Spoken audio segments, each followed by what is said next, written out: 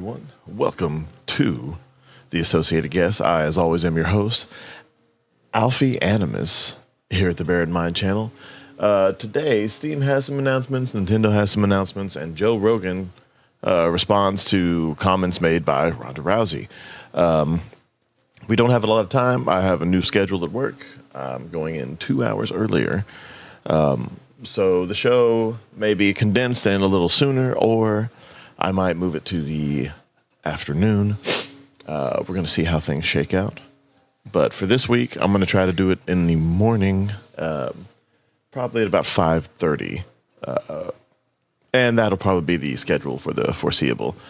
But it will be a little shorter. More than likely, I'll just have 2, sometimes 3 if I can fit them in, topics. But that being said, let's get into it, starting with the Steam hardware announcement that dropped yesterday, not too long after the show. Hey everyone, this is Steam Deck. Steam Deck is our powerful, portable, handheld gaming PC that lets you take your Steam library with you anywhere. We're pretty proud of it. People who own Steam Decks have been playing everywhere, and we couldn't be happier with the response we've heard from all of you. We're excited to talk about the future of Steam Deck, but not... I will say the Steam Deck is amazing. It's Linux-based, as everything that Steam makes is. But it is a lot better for gaming. It's better for programmers and all that. However, everything's made for Windows, which sucks, because Linux is, in fact, better, especially on every other version of Windows, including the one that we're going into now. Today, because this isn't a video about the future of Steam Deck. This is a video about the future of Steam hardware. Today, we're announcing 3 new members of the Steam hardware lineup. All connect you with powerful PC gaming. All are optimized for gaming with Steam, and all are shipping in early 2026. Let's start with this one. And I might actually just get the controller. This is the new Steam controller. The new Steam controller puts all of... Like, don't get me wrong, I love my Xbox Elite controller. I love it. I love it. But as much as they've put into the new Steam controller and just given the 2 little square pads, I might actually go that way. Of your Steam games at your fingertips, so you can play wherever and however you want. Although I will have to get used to playing PlayStation setup for your thumbsticks, as opposed to what I've been using the Xbox. Like with Steam Deck, we want you to be able to play any game with your Steam controller, even games never built with a controller in mind. It has all the great features from Steam Deck, like trackpads, gyro, and back buttons, all in a comfortable form factor. Its next-generation magnetic thumbsticks let you play with improved responsiveness and longevity. We've put capacitive touch sensors on the thumbsticks and now on the back of the controller too, so you can enable precision gyro aiming with the touch of your thumb, or your pinky if you're feeling fancy. Play for fancy. Too long with a rechargeable lithium-ion battery that allows for over 35 hours of playtime. That's a pretty good battery. That's a pretty damn good battery. I think the only one that beats that is the Nintendo Pro controller for Switch, I want to say. Maybe the Wii U one, but I know Nintendo is really good at battery life too. Steam controller, we want to make charging and wireless pairing something that's actually easy. That's why we created the Puck. The Puck is a combination wireless adapter and magnetic charger included with every Steam controller. Snap it on to charge. Once you're charged up, snap it off again. You can play over Bluetooth or a wired connection too.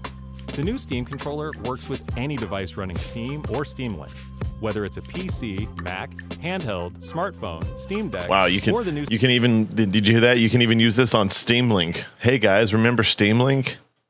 Steam Machine. Oh, this is the new Steam Machine. That's a nice segue.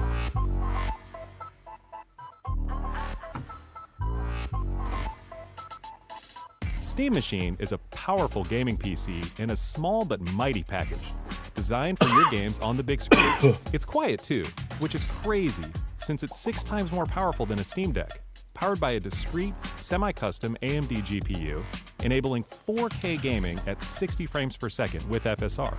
If you guys are curious about this, If I can get up to 100 views by Saturday, or we'll say 10 likes. If I can get 10 likes, then I'll do the Gamers Nexus breakdown of all these devices this weekend.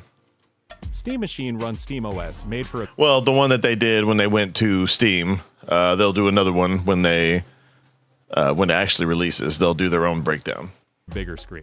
Built for gaming in your living room, your office, or wherever you play, with the rest of your PC accessories. Steam Machine borrows some great features from Steam Deck, like lightning. Obvious. Okay.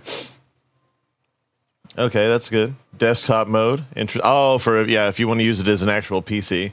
Seamless updates. Okay. Notifications, Steam inputs. An SD card slot to easily expand Okay. Steam chat. Okay. All right. Seeing the consoles that they've made are really what a lot of these are for. The friends list, the Steam chat, because I never use them on PC at all. your storage. And bring some The friends list I do, its own, but like a customizable LED strip, which can show different system functionalities, or your own light show.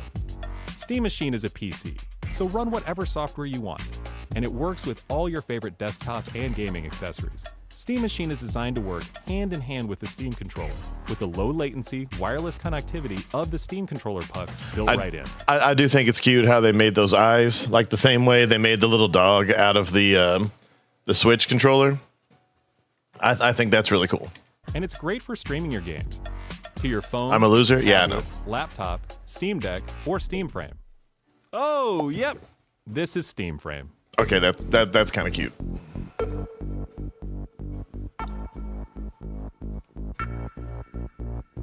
Steam Frame is Valve's next generation VR hardware. Stream all your Steam games, VR and non-VR alike, in this comfortable, lightweight, wireless VR headset. Steam Frame uses camera-based tracking, so getting into your games is as easy as slipping on the headset and waking it up. Steam Frame controllers, included with the headset, are designed with all the inputs you need for your VR titles, like motion controls and capacitive tracking for all your fingers, as well as a split gamepad layout to work with your whole Steam library. Okay, and it's pretty much, it looks like pretty much the Steam controller without the square pads. So They feature cool. the same magnetic thumbsticks as Steam controller Yeah, for see. responsiveness and longevity. Steam Frame also pairs seamlessly with the new Steam controller, a great companion for playing non-VR games in the headset. To make sure streaming is smooth and stable no matter what, Steam Frame includes a wireless adapter that lets you stream your games from your PC to your headset over a fast and dedicated Wi-Fi 6 connection. And the game is streamed to your frame optimized for VR, using new technology that allows dedicated Hold on. wireless adapter that lets you playing non-VR games in the headset.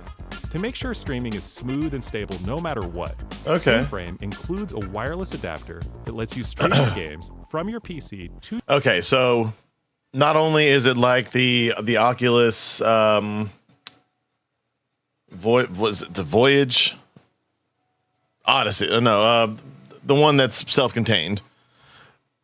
But it's also, you can link it to your computer to stream the game, so you don't have to load all those games directly to the headset. And it comes with the wireless adapter. That's pretty cool. I'm not gonna lie. As long as the link is pretty much seamless, that's pretty big.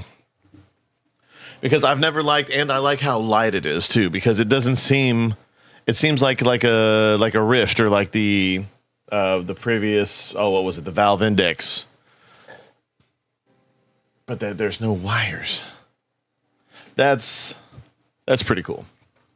I'm not gonna lie. Though a wireless VR headset that's not as heavy as that big ass the Meta one. your headset over a fast and dedicated Wi-Fi 6 connection. And the game is streamed to your frame optimized for VR, using new technology that allows for the highest resolution streaming exactly where your eyes are looking. And Steam Frame is a PC, running SteamOS. In addition to streaming, you can install and play a bunch of VR and non-VR games right in the headset without a host PC. You can also expand your onboard. Okay, so they didn't actually say that before. It was heavily implied before, but there it goes. You can use it freely without a host PC, but you can also use a host PC, and they give you the link to do it with. That's the big one for me. Storage to fit even more games with a micro SD card.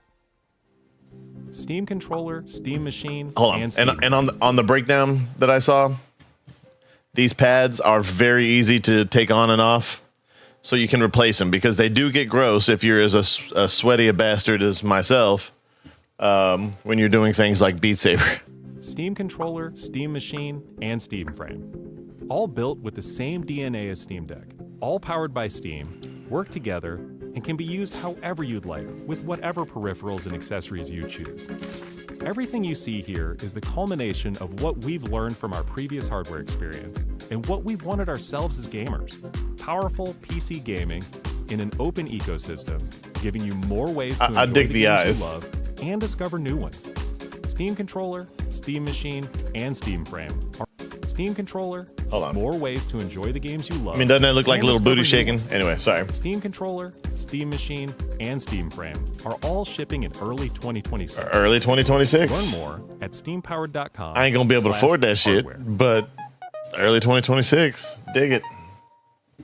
All right, and I'm pretty sure that's just a sizzle reel. Yeah, okay. All right, so Steam Deck. Jesus. Steam machine. Ugh. Steam frame and the Steam controller. All coming out to join the little Steam Deck family. And the controller works on the Steam Deck. That's pretty cool. Yeah, that's awesome. I will, if I can ever afford it, I will be getting most of those. I'll at the very least, I'll be getting the controller because I don't know. I love my Xbox controller, but I've had it for ever since they released version 2. And it's starting to struggle with battery life. So, yeah. Anyway, continuing with the Direct.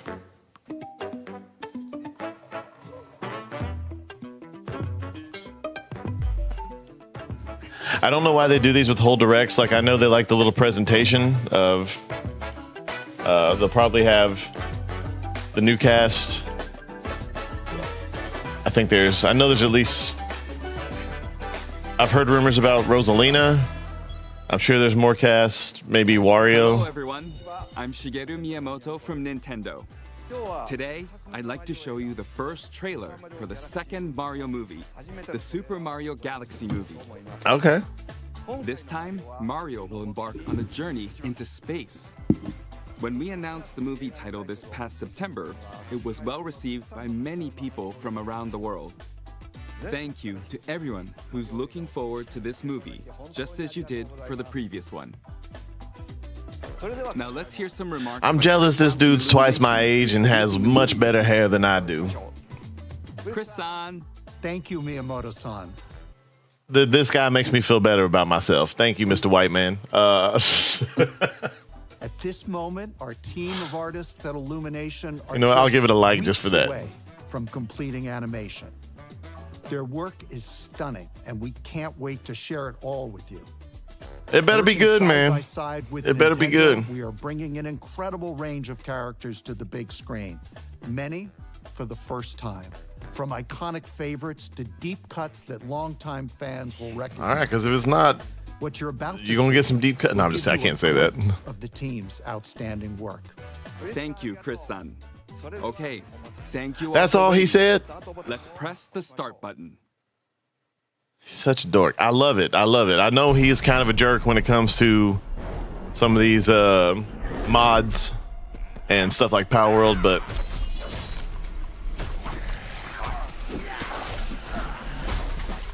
okay. Bowser has turned into an angry female art student from the late 90s, early 2000s. Hey, big guy! You wanted to see us? Don't move, I'll be right up. Sipping the soup, cleaning the paint. Boodle-doo, boodle-doo. Oh yeah, he ate a mini mushroom at the end of the first movie.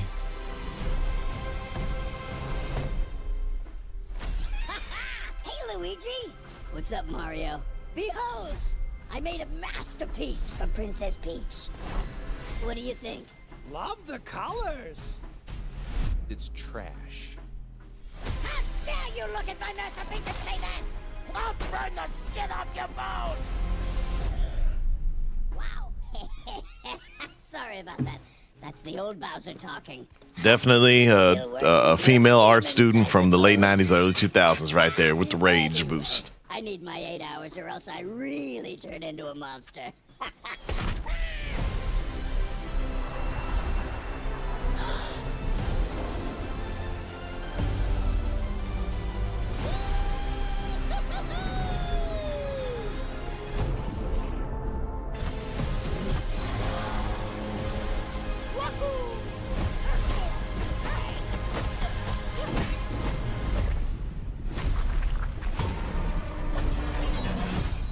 I'm Bowser Jr., and I'm gonna be taking my father now!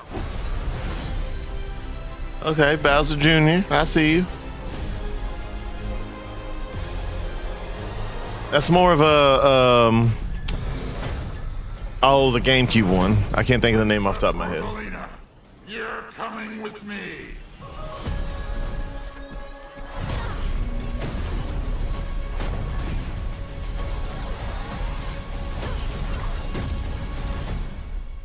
All right, Rosalie. All right. April. Man, that's pretty quick. How was that? When it comes to Super Mario Galaxy, we can't talk about it without mentioning Rosalina. What key do you think she holds in this story? And standing in our hero's way is Bowser Jr. He takes the place of Bowser, who ate a mini mushroom and shrank at the end of the last movie. Okay, Chris-san, let's announce the new cast members. In addition to our returning cast who we announced in the last Direct, we are thrilled to Mario share game from the 2 GameCube. talented individuals. Sunshine, that's who what it will was. be voicing Rosalina and Bowser Jr. First, let's introduce our cosmic protector. Once upon a time, there was a brave and noble princess. I feel like I know that named voice. Peach. I want to hear the story about the plumbers. We did that one last night. Plumber, plumber, plumber, plumber. I hope every single one of these little star pieces are just as melancholy as the one from the first movie. He was my favorite part of the first movie. I'm not gonna lie. Hey. Rosalina is being brought to the big screen by Academy Award winner and Nintendo superfan, Brie Larson. Damn. No. Me too. I love Yoshi. Hello, scary mask shapeshifter. I see you over there. No, Yoshi's one of my favorite characters. Doesn't even have to be voiced, or you can get the guy that does Appa and Momo from Avatar. He's great at animal sounds and voices. Brie Larson. Okay. Brie Larson is a fantastic actress. I can see a lot of 30-something, late 20-somethings, and early 40-somethings being upset with this casting. Me personally, I've seen Brie Larson in interviews since that whole thing from before. I think they need to calm down. She has said a lot of things in the past, as a lot of actors and actresses have, as they let their activism overtake their art. There's no way Nintendo's going to get away with this. They have to tell us who Junior's mom. Yo, yes. Is it Peach? I don't know. But that's just a theory. I guess it's a film theory now, more than the game theory. But no, that would be insane. I do want to find out who the mom is. Is it Peach? Is it some Mrs. Bowser that we haven't seen off screen? Who knows? Or is it Rosalina from the future? I want to see if they get into Rosalina's parentage as well. For those of you who follow game theory and all that, MadPat had a great theory that she was not Mario and Peach's daughter, but Luigi and Peach's daughter. Hey, thank you very much. I appreciate that. But no, these, like I said, I think we need to throw Brie Larson an olive branch as far as the people who've been like anti-Marvel the way it's been after Endgame. We need to throw her an olive branch. Jennifer Lawrence too. Mario, it's going to be trash. We got Savage Mario before GTA 6. All right. Nah, like people are freaking out about this. I saw a few posts. I haven't watched any of their videos because some of them, like, sometimes they make a few good points here and there, but for the most part, especially these days, they're still living like it's 5-6 years ago. I see the subscribe. I appreciate you there. But nah, Brie Larson is a fantastic actress, just like always. As long as she especially Nintendo is a lot stricter with their actors acting the way that they used to, where they're just about the art, the movie, and the fans, as opposed to how it's been lately, getting up there and doing like the opposite, like how Ricky Gervais said, doing the opposite of that, getting up there and doing this and doing that, and taking jumbo jets to climate summits. But I really think we need to give Brie Larson another chance. Like I said, she's a fantastic actress. She's been good ever since she was a kid. I don't like Brie Larson either. I don't like her feminist propaganda. No, exactly. She is a great voice actress, and as long as they can keep her humble like she's been since the backlash from the first Captain Marvel, and especially how the Marvels bombed, I think, like I said, we can give her a shot as long as she stays the way she's been and she don't double and triple down as Rachel Zegler's been doing. And I don't know how she got like Woman of the Year and something. I saw that yesterday. I was going to talk about it this morning, but I don't have a lot of time. I got a schedule change at work, so I got to try to get the show out earlier. I'm probably going to keep in this time slot, maybe a little earlier, and then I'll probably stream Ark Raiders in the afternoon with some of my boys. But anyway, let's continue. And now, a villain with galactic ambition. From the ashes of his father's defeat rises a new conqueror. I can't wait to see who this is. Their name shall be feared once more. The role of Bowser Jr. is being played by... Son. Jack Black. Be announcing Bowser Jr. What a goober. Gotta be his papa. The floor is all yours. I appreciate that. I would love very much to see Wario in this movie. Comment in the chat, who would you want to see as Wario? And try to take into mind your personal fan casting if the first Mario movie didn't exist. And then also based on who Mario and Luigi are, being Chris Pratt and Charlie Day, who would you base Wario off of that? Because a lot of people know what he actually sounds like in the games and such, and given the new voice patterns of the actors they actually got for them, which are pretty good choices. I'm not going to lie. They're a little normy.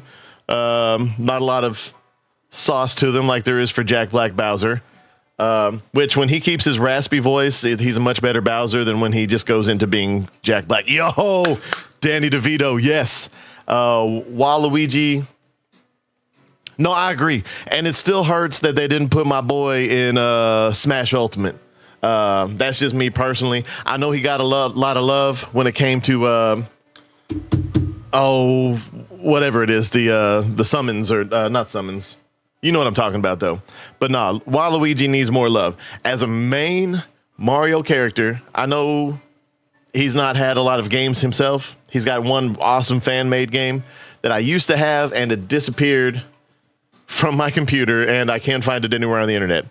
I just remember it being awesome, but I was mostly stoned when I was playing it back in the day. But let's see what Jack Black's going to do, and Waluigi voice. That's a fantastic voice. Yes, Danny DeVito as Wario, 100%, and Steve Buscemi or Buscemi. Oh, excuse me. That would be a really great voice, I think. I don't know. The way they're going, I would probably see them doing Steve Buscemi as Wario, just given, they got Chris Pratt and Charlie Day. Kind of fits more into the voice shift that went that way. But no, those are definitely great choices. Chris-san. Hello, Nintendo Direct. We have royalty in our midst. He is the heir to the Koopa throne. Look, and love him or hate him, ever since I know Tenacious D, it was mostly Kyle, but I know Tenacious D said some things during the Biden era, but I can't help but love Jack Black. The man has been a huge part of my outlandish persona out in the real world. And he's just a joy. The only thing I didn't like him in was The Mandalorian, because I don't know why they had him in there, but... Rowdy little vandal. An uncut gem. They're probably both in love with Daisy. I could definitely see that. I don't know who this is. And Hold on, Benny Safdie. Who is Benny Safdie and what has he been in? Benny Safdie is an American filmmaker, actor, and editor. He's known for co-directing films like Uncut Gems with his brother. He's also acted in movies such as Oppenheimer and Licorice Pizza. He recently directed Tom's the Smashing Machine and will appear in the Super Mario Galaxy movie and Happy Gilmore 2.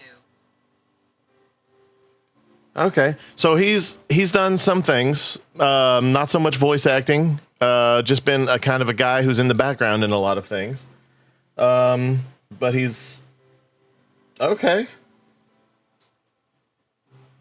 All right. See, and I like that when it's someone, I want to know who Waluigi's beef is. Look, as humans, we are messed up. I don't know who he is either. No, exactly.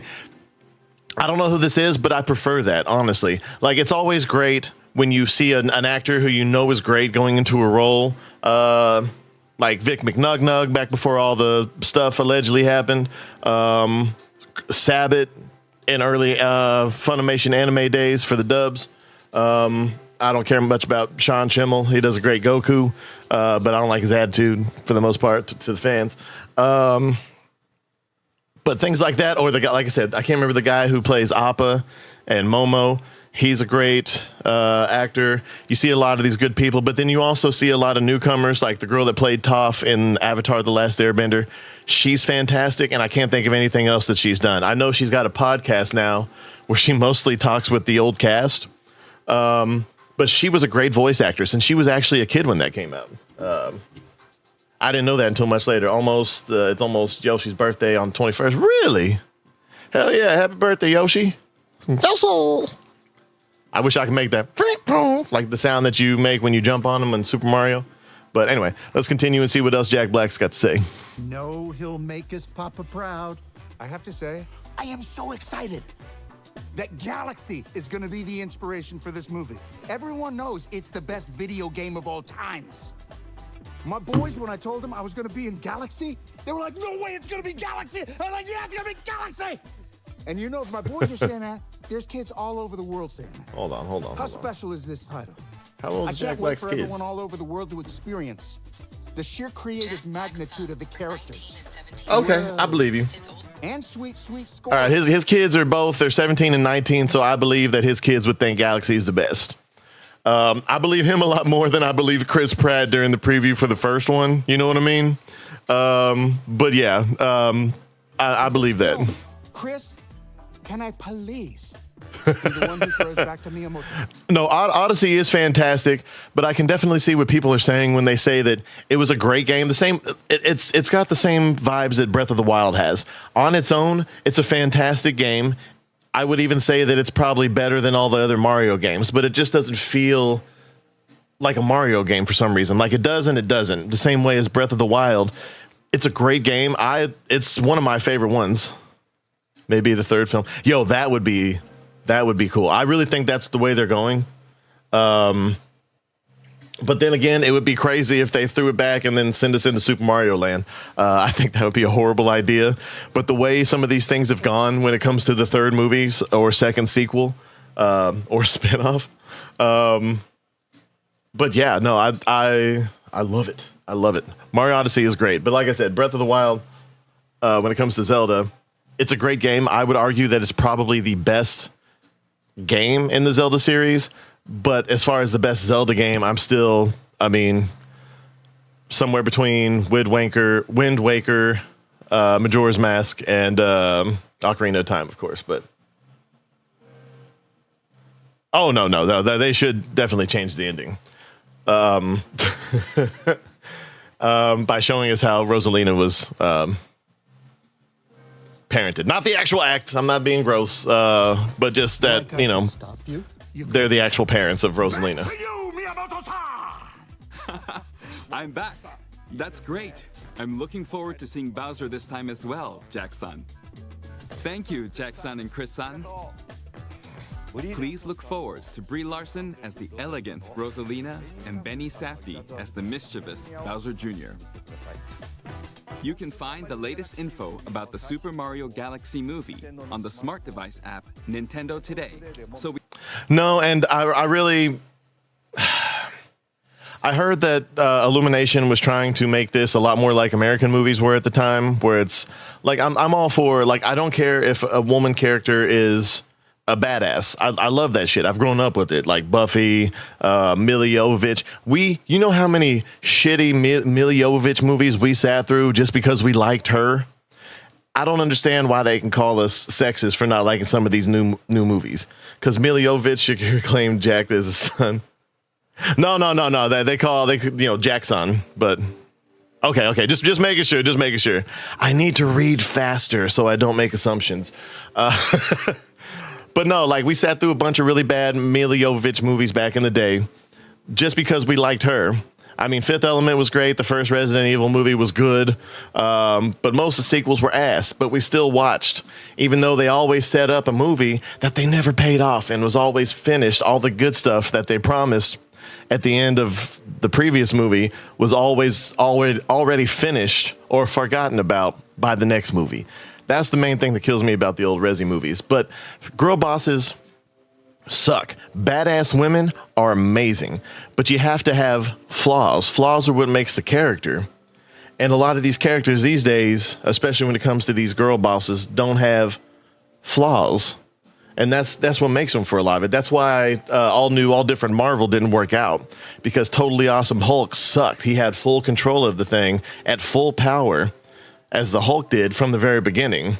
Same thing with Riri Williams. That's why her comic failed, and I don't know why she got a show. The only female characters I like are tomboys. No, tomboys, and that's something that we've forgotten about these days. Tomboys, every person I've ever had a huge crush on has been a tomboy.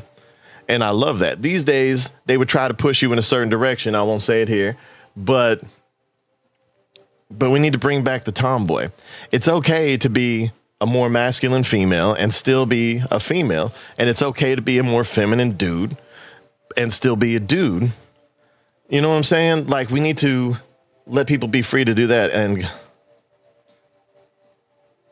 yeah. No, I don't like that. You shouldn't. And that's one thing that has driven me crazy these past 10 years. And it started with Ghostbusters 2016. Look, Janine ran that office. She was not as dumb as Chris Hemsworth was in the 2016. Janine was a badass in her own way. She wasn't out there, busting the ghosts and all that, but she was killing it in the office, and she kept those boys in line. If not for Janine, in my lore, exactly. And in my lore, Janine's what held that office together. She made sure they was on time. They made sure they were doing all the right things. Made sure no one that came through that door was a crazy, because she was a no-nonsense New York girl. But it just drives me nuts. And these days, they always sacrifice the masculinity of the man to put the woman in that position, which I don't care about the woman being a badass. I love it. It's awesome. Kick all the asses, girl. Go get them. But you can't, if it's all for the character, but a lot of this is, what's his name? Justice Smith. If it wasn't for this whole shift in Hollywood, Justice Smith would not have a career, which he shouldn't. The only movie he's ever been any good in was Detective Pikachu, and most of that was on the shoulders of Ryan Reynolds in the post-Deadpool landscape, which is pretty much Detective Pikachu was basically PG Deadpool, let's be honest. But all right, we're going to get a little bit into this. I don't have a lot of time left, unfortunately, but we're going to try to jump into and see Joe Rogan's opinion on Ronda Rousey.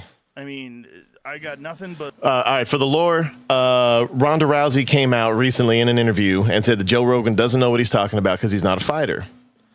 I don't know what brought it up. I've only seen the small clip. And it was a long interview, and I really don't care about the show that it was on.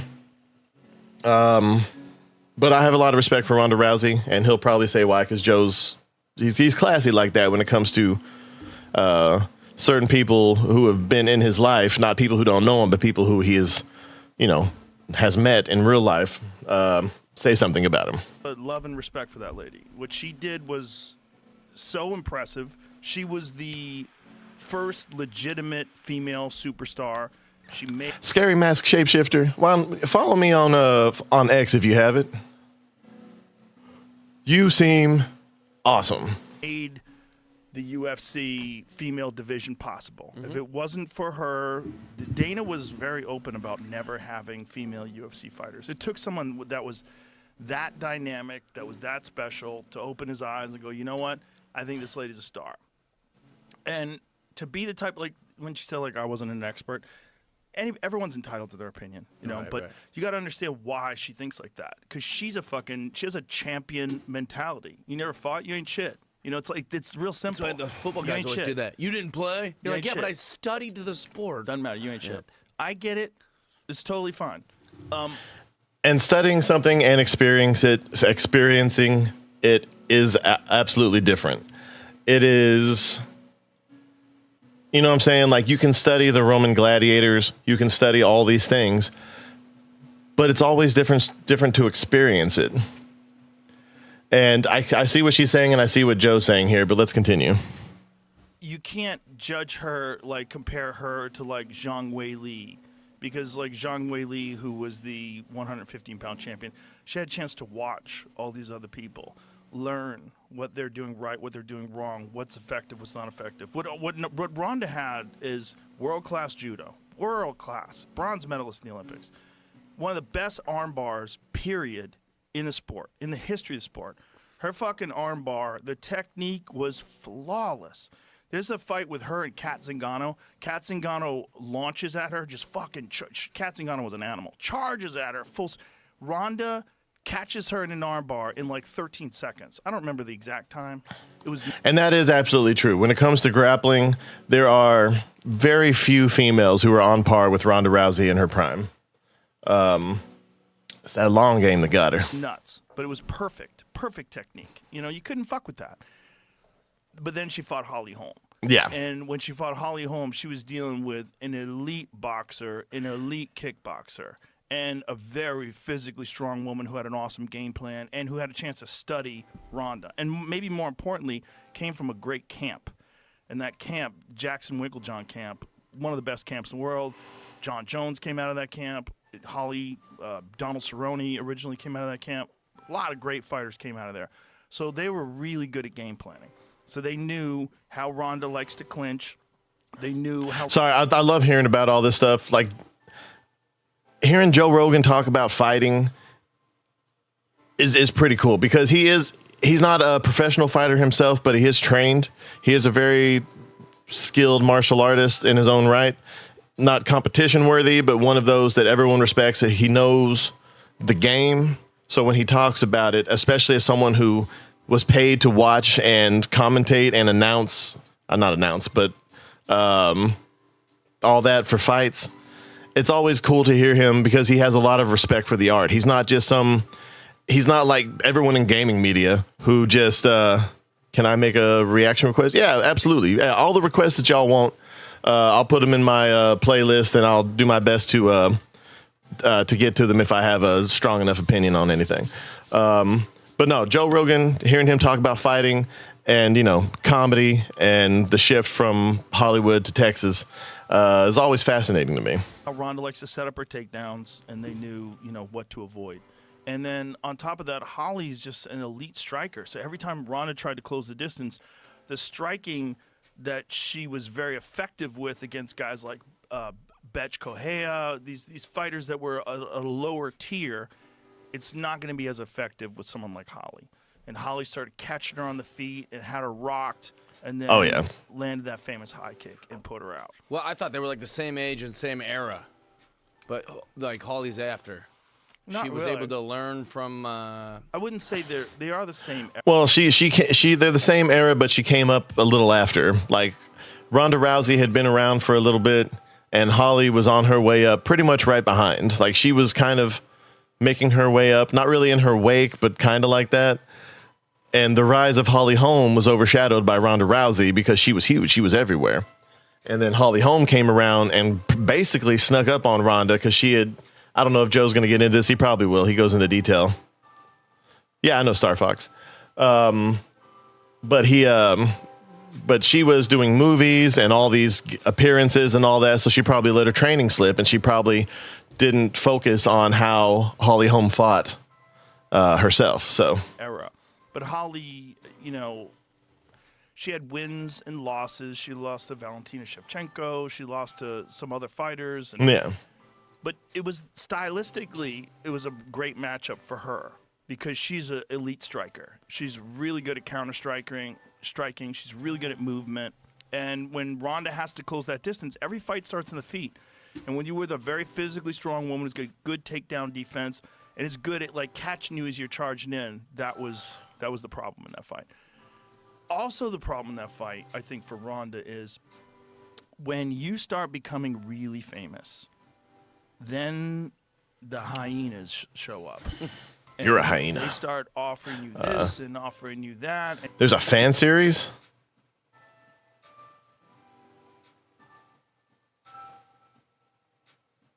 Really? Okay, hold on. Let me take a screen. Let me take a snapshot of that.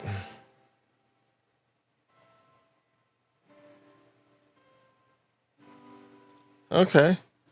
Hell yeah. Hell yeah. No, it's on YouTube? And distracting you with this and distracting you with that. And now you're going to meetings and you're talking to agents and you're setting up movies and you're doing this and you're doing that. And all those things take away from the most important thing, which is your fighting. Even if they don't take away from the amount of training you do, they take away from your focus. They rob you of the bandwidth. You know, I always tell comics this. And she probably got a little bit of a big head. She really did for a little bit. Things online that you shouldn't read. You only have, like, think of your mind as having a number of units of attention. Think you have like 100 units of focus.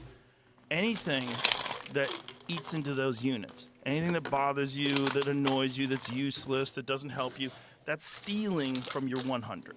You know, so now you only have 80 units or 70 units of focus. I mean, to be fair, it could be on someone's personal website, but most people put them on YouTube. I understand what that. Makes you great. You have to understand. Too fat. I'm old, so sometimes it takes me a little bit to get to the fact that everything's on YouTube now. It's not like early internet where stuff was on like roosterteeth.com, Screw Attack, so on and so forth. So my apologies. There was the skill of Holly, the fact that she had all this opportunity to study Ronda and with a great team and devise a game plan. And then there's also the stealing of focus. You know, Ronda, I was one of the biggest champions of her as a fighter. I'm not going to be able to watch it today on this show. I'm only going to be able to watch a couple more minutes of this one. Sorry, I had a schedule change at work. Normally I would be on doing the show from 7 to 8. Sometimes 6:30 if I was doing a longer form show, like how Candace Owens has been going kind of nuts lately. But yeah, no, tomorrow I'll be on a little earlier, and I'm thinking about shifting the show to probably later in the day. Yeah, no, I know, I'm sorry. But yeah, gotta work around life until I can hopefully get some kind of following to where I can at least do this most of the time. As a legitimate pioneer and a star. It was Gina Carano and Chris Cyborg to a certain extent, but Cyborg had an asterisk because everybody knew she was roided up. And Cyborg was nuts. Ronda. But Ronda eclipsed all of them. She was bigger than all of them. I was a huge supporter and still am. But when you watch a fight and you're watching you get your ass kicked and the other person is talking about how great the other person is doing and how bad you're doing. But I'll definitely watch at least one episode tomorrow for the show. Who knows if I've got enough to say about it, it could be the whole show, depending on what the news looks like. If not, I do sometimes do special weekend shows, so I might watch an episode or two there. That doesn't sit well with a lot of people. I got a lot of really nerdy people. A lot of my friends don't and followers don't watch the live show just because I do it at weird times. But they do watch it when it goes to where you can just click on it and watch through it as you wish. People, right. Especially like someone who's got that kind of champion mentality, that fucking pit bull mentality. Like, I thought you were with me. Fuck you. Yeah. And yeah, no, Peach was a little. girl bossy. Illumination originally wanted to. I'm sorry, I meant to get into that earlier. Illumination was going to make it all about Peach, where she was the hero, but Miyamoto and the Japanese CEO of Nintendo put the kibosh on that because, of course, they did. It's from Japan, and Mario's the star. Otherwise, why not just call it the Peach movie? Which I wouldn't have a problem with there being a Peach movie, but this is the Super Mario movie. You have to have it first. And they kind of fell into the trap of making the guy a lovable loser, like who fails at everything. Luigi, I could see that because that's his character, but not Mario. And Peach being the girl boss, I love Anya Taylor-Joy. She's a great actress, especially when it comes to stuff like this. She's used to playing the badass.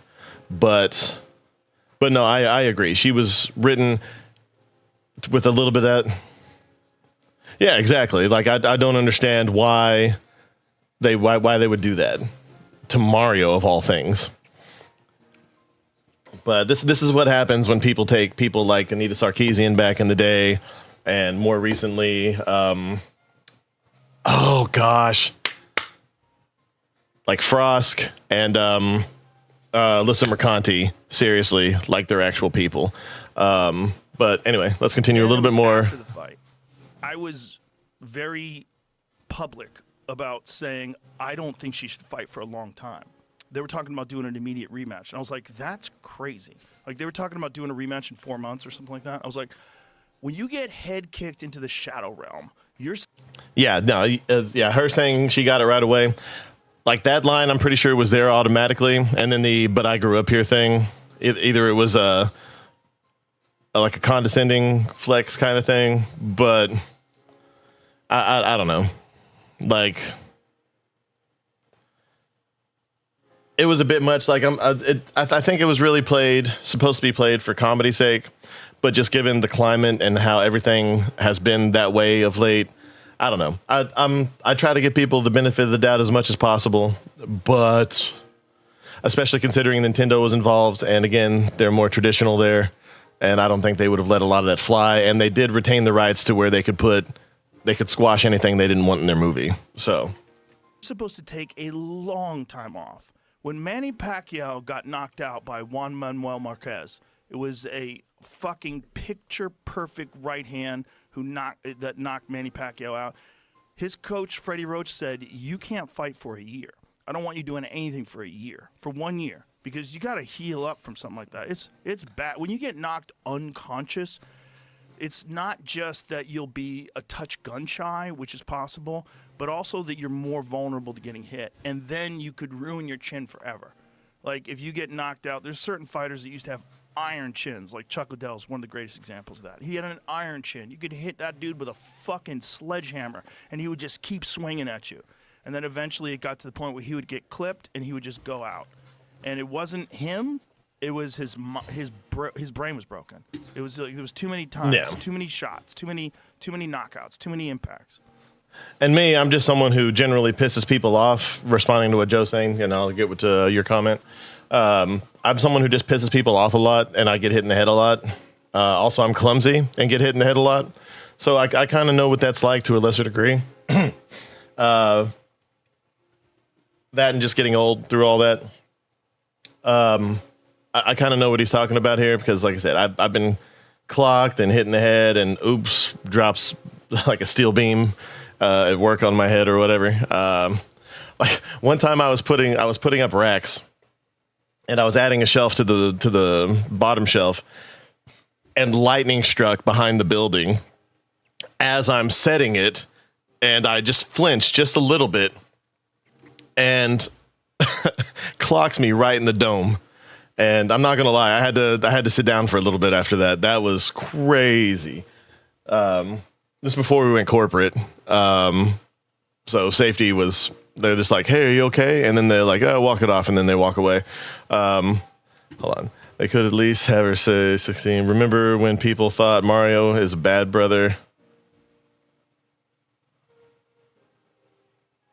Oh yeah, no, and a lot of that, like, God, the one where Matt Pat tried to say that he was like a raging lunatic because he stepped on Luigi's foot during like one of the tennis games or something, it's pretty funny. Like I love variances on the lore like that, just as long as they aren't taken too seriously and they stay in the realm of fan fiction. I love stuff like that. Like I'm not opposed to fan fiction, but it's when fan fiction takes its dive into the actual series, as we've seen a la Star Wars and a lot of the all the things that have been kind of taken over by the quote unquote woke machine. And surprisingly, what's his name? Bo DeMayo, the guy who he worked on the Witcher series, and he was the showrunner for X-Men 97, which is why it was pretty damn good. That guy should get a lot more work, but he's probably been blacklisted from Hollywood because he blew the whistle on them trying to get Henry Cavill out early on, because Henry Cavill loved the lore, and these people just wanted a fantasy series so they can make their own Game of Thrones, and horribly fuck it up, by the way. And then he got kind of weaseled out of X-Men 97 because of those comments he made about The Witcher. And they tried to say that he was sending people illicit pictures and this and that, but he's shown the text, and that was all consensual. Like, this was someone they were flirting back and forth. Mario did that because, I 100% agree. Siblings do tease each other, and so do, like, my cousins and I are very close. And but no, I completely agree. But anyway, Bo DeMayo got weaseled out of his own series, which I'm kind of skittish on watching season 2 when it comes out next year of X-Men 97, just because of that. Because I know he finished the storyboard, but I don't know what they've changed since he was ousted, and it kind of scares me. I follow him on X. He's great. I'm not gonna lie, I've kind of glazed him a little bit on there, and he's liked and responded to a bunch of my stuff. But anyway, that being said, Joe Rogan here took this with a lot of grace, because he understands where people are coming from, and that's one thing I do like about him. I don't watch his show every week. If I see someone interesting on there, or someone who I like he had Billy Bob Thornton on this week. I'm about halfway through it, and it's great. I love Billy Bob Thornton. I used to be into believing the Rosalina theory that she's 1,000 years old. Like, how? No, I agree. It is interesting. I really do think that she is definitely a descendant of Princess Peach and possibly Luigi. But no, fan theories. That's why I like game theory, even though a lot of their stuff doesn't make any sense. That's why I like film theory. Peach may be a descendant of Rosa, not the other way around. I mean, it could be. It could be with time warps and the like. But anyway, unfortunately, that's going to be all for this morning. I very much appreciate you specifically for keeping the engagement up. You are probably within the top 2 all-time favorite people who watched. You were very engaged. I'm very much appreciate it, and hope you come back for subsequent shows. But I do this every weekday morning and sometimes on the weekend. I usually do at least one show, unless I go out of town. It's very, very nice to meet you. I hope to see you back here again soon. I also stream on here and on Twitch on Monday nights, and then usually after the show on Saturday and Sunday morning, again, unless I go out of town. And I am fixing to start playing Arc Raiders as Peter Griffin and some of the other characters I do. It's a lot of fun. If you can't catch it live, I completely understand. But at least follow through and watch another time. But again, I very much appreciate the engagement. This is the most engagement I've had since very early on. But have a great day, and just remember, be who you are, no matter what that is. Just don't be a dick about it.